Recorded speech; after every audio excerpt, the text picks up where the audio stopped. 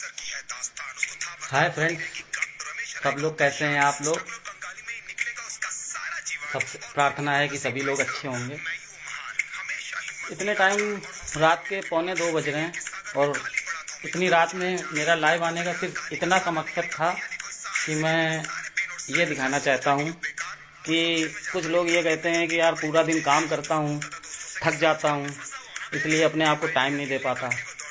तो मैं ये बात उनसे कहना चाहता हूँ कि मैं भी अपना काम करता हूँ। मैं तो अकेले रहता हूँ, अपनी मील भी स्वयं बनाता हूँ। घर में एक डॉग ही है, उसको भी देखता हूँ।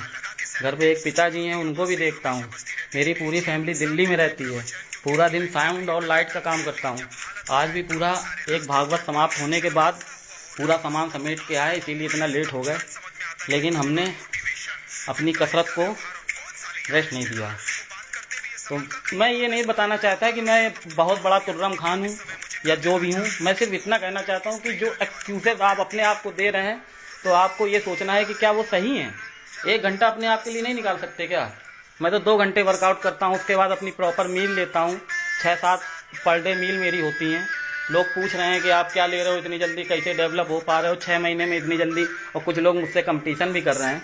तो मैं उनको बता देना चाहता हूँ कि यार मैं तो जीरो था, मैं तो कभी उस पोजीशन में था ही नहीं। आप, ये तो मेरे लिए बहुत अच्छी बात है कि आप मुझसे कंपटीशन मान रहे हैं, तो मैं आगे बढ़ने की कोशिश और कर रहा हूँ। अभी तो सिर्फ 6 मंथ ही बीते हैं मुझे, अभी तो आगे आने वाला समय बहुत लंबा है। और इसलिए मैं सबको बता देना चाहता हूँ कि देखिए, अपनी मेहनत पे भरोसा रखिए और 1 घंटा खुद को दीजिए और अपने आप को फिट रखिए। मैं ये नहीं कहता कि बॉडी बिल्डिंग ही करनी है, अपने आप को फिट रखिए। सभी के लिए मेरा संदेश है। और आज मेरा चेस्ट प्लस ट्राइसेप्स का वर्कआउट है, जो मेरा 1.5 घंटे का होता है। तो मैं आपको एक सेट करके दिखाता हूँ कि आज मैं चेस्ट कैसे मार रहा हूँ। लोगों के पास तो बहुत सारी सुविधाएं हैं, जिम जाते हैं, घर पे मम्मी मील बना के दे देती हैं, वाइफ मील बना के दे देती है, और सब कुछ है, सारी व्यवस्थाएं हैं। मेरे पास कोई व्यवस्था नहीं है। आप देख सकते हैं मेरी व्यवस्थाएं। मैं आपको दिखा रहा हूँ कि मैंने बेंच मारने के लिए क्या जुगाड़ लगाया हुआ है, ये देख सकते हैं। ये मेरा थोड़ा सा वेट है 30 किलो, जिससे मैं ज़्यादा से ज़्यादा रेप्स निकालने की कोशिश करता हूँ। बाकी मेरा सामान सब अस्त व्यस्त रहता है, कोई है नहीं, तो मैं अकेला ही अपने सिचुएशन से लड़ रहा हूँ। तो थोड़ा सा सपोर्ट आप लोगों का मिलता है, प्यार मिलता है, हर जगह मिलते हैं। आप लोग मेरा हौसला बढ़ाते हैं कि यार सच में तुमने बहुत मेहनत की है। क्योंकि मुझे खुद ही भरोसा नहीं होता है कि यार मैं भी बदल सकता हूँ। मुझे तो ये लगने लगा था कि मेरे अंतिम दिन नज़दीक आ गए हैं और जिस एज में मैं पहुँच के अपने आप को कम बैक कर पा रहा हूँ। तो कम बैक करने के लिए कोई उम्र नहीं होती। मुझसे भी बूढ़े बूढ़े लोगों ने कम बैक किया हुआ है, तो मेरी तो अभी कोई एज ही नहीं है। तो बस आप लोगों का साथ चाहिए, सपोर्ट चाहिए। बस इसी तरीके से मेरे साथ हौसला बनाए रखें और आपका भाई कहीं ना कहीं तक तो कोई पहुंच पाएगा ही। इसलिए मैं आपको एक ज़्यादा बात को नहीं आगे बढ़ाऊंगा, एक सेट करके दिखाऊंगा, क्योंकि मेरा रेस्टिंग टाइम ख़त्म हो चुका है। इसलिए प्लीज़ एक सेट मेरा देखिए। उसके बाद सभी को शुभ रात्रि, गुड नाइट। आप लोगों का अगला दिन बहुत शुभ हो।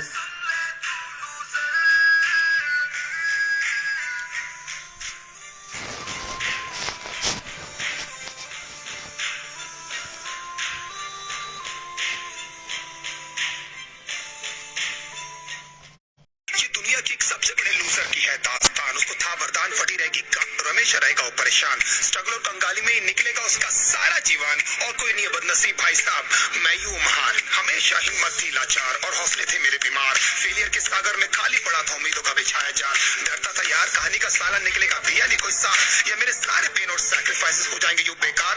कोई फंक्शन में जाता नहीं था क्योंकि ढंग के कपड़े नहीं थे, और झूठ बोलता था दोस्तों से कि समझ काम में फंसा हुआ ना बे।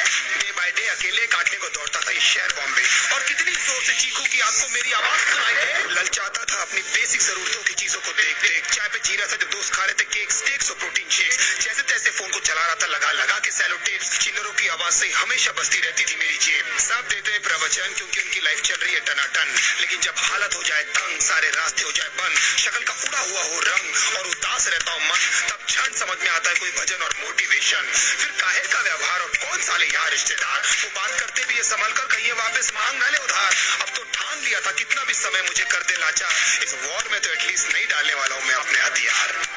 धुंधली थी राहें और अनजाना था सफर, किस्मत का क्यों बरसा मुझ पे ऐसा कहर, भेजा थी जिंदगी और खुदा था बेखबर, जिंदगी से हारा हूँ मैं, हूँ ऐसा लूजर।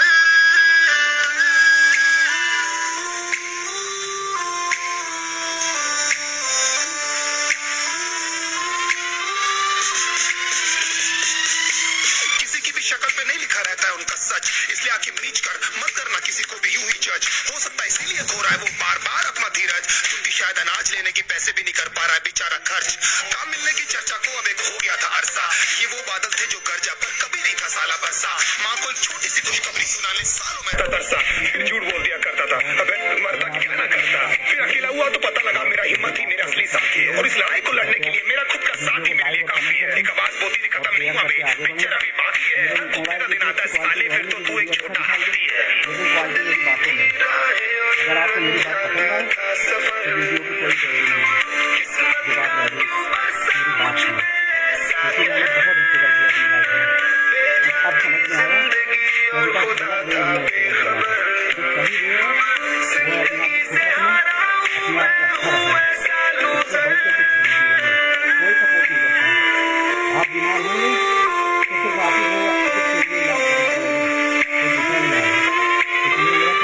इसलिए मेरा कभी चीखने को मन करता था, कोई साला मेरी हालत भी तो देखो, कुत्ते जैसे हालतों में रहूं न जाने कितने महीनों, ढंग से खाया भी नहीं था कितने दिनों से मैंने ये नो, लेकिन एक बार किसी की मुंह से ये नहीं निकला कि देखो कुछ चाहिए नहीं नो, क्योंकि असलियत ये है कोई भी नहीं चाहता कि तुम्हारा भला हो जाए। कहने को सब साथ है पर अकेले लड़नी है मेरे भाई, देखो लड़ाई पर देखना सब आ जाएंगे हिस्सा मांगने जब फसल की होगी कटाई। ये जरूरी नहीं किसी चुप की राय बन जाए अब तेरी सच्चाई, मैं जानता हूँ कैसे घुट घुट के झेली है मैंने इस सजा, पर दिल कहता था राजा बहुत जल्द आने वाला एक नंबर मजा।